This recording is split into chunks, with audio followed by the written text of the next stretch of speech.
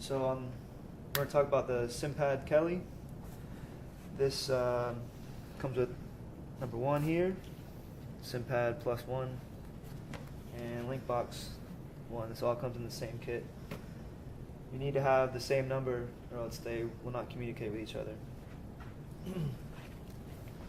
This piece right here will go on the leg.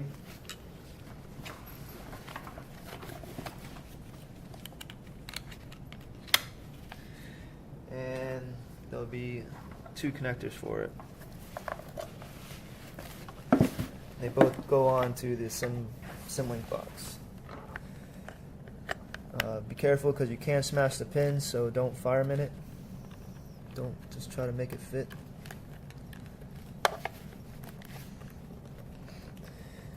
And then you hook up the pneumatic line for the blood pressure. And down here, you'll see there's a turn on button.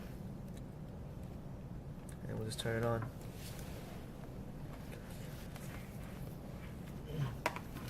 Same with the pad, power button.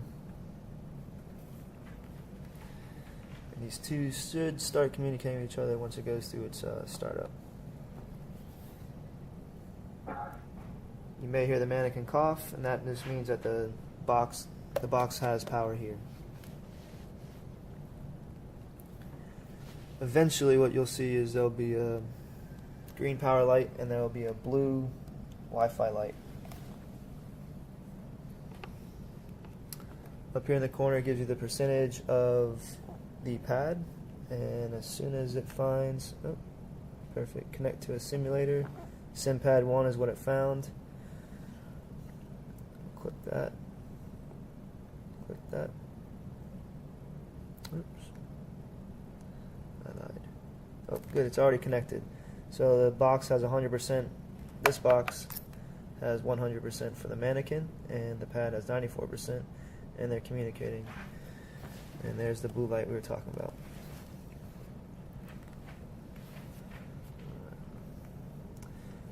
Now we'll go ahead and we'll put it into manual mode. This is where we start running the scenarios for the students. You can make a healthy one and you can change the parameters as needed, or we can have preset ones. So we'll do a simple asthma patient. You can name it whatever you want. Just click OK and you'll see you have your parameters up.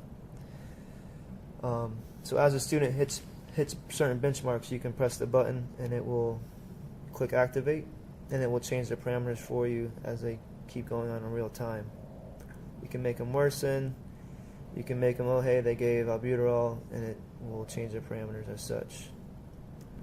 The flag is where you start at. Whoops. So changing the parameters on this, once you click start session, it will get going. But you can change, click on the heart rate, you can change the rate over here, grossly, or if you hold it for a few seconds, you can change it individually. You can change if you want it to be SVT, you want it to be artifact, AFib, whatever the case may be, and just click activate to activate that. Unfortunately, you won't be able to read SpO2 on the monitor once we hook the monitor up to it, but you will be able to read, give at least the student the feedback of, hey, the SpO2 is this and the end-tidal is that. The student will be able to tell the blood pressure, the pulse rate, and the respirations. Lung sounds we can change just by clicking the lungs, and you have plenty of options. You can make it easy for a student to hear by putting it to 10 or down to 1 or 0 if you want to be absent. Alright, so right now we have an AFib, we have the lung sound is wheezing, and we'll click start. And we can pretty much figure out everything the student does to the mannequin. So we'll leave that there. Go ahead and turn on the life pack.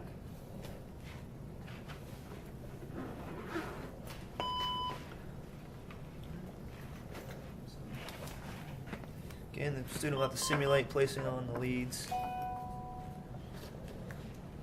and there's 4 spots for the leads to go onto. Correlate just like we would in the field. Alright, so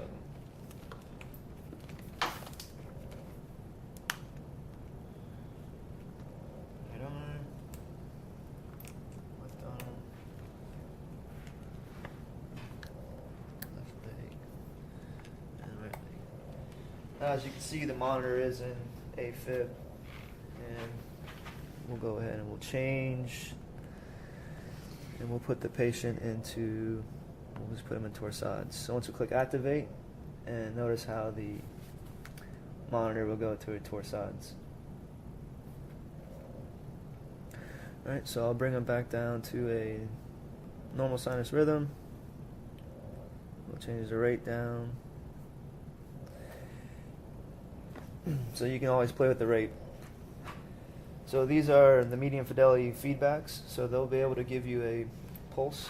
There is a left-handed pulse.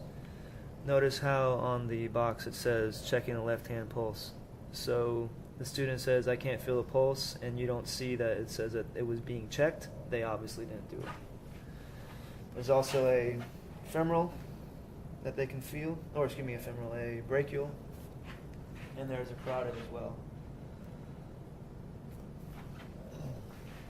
So they'll have real-time feedback of the rate's 120, or we can now say to them, it is what it is. Alright.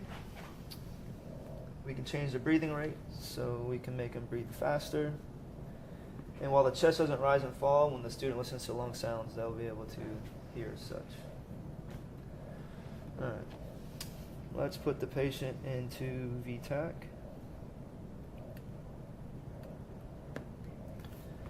And monitor shows VTAC. So there are 2 defibrillating ports for it, for the mannequin, here and here. We'll take out our therapy cable. And since this has the Phillips connector, we're not using the Phillips monitor, we'll have to use the yellow adapter. Plug and play. Hopefully this cord works. If not, I got a backup.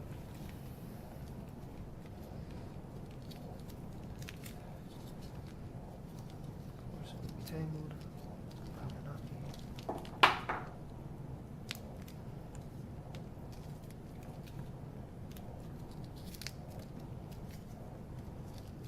Struggling.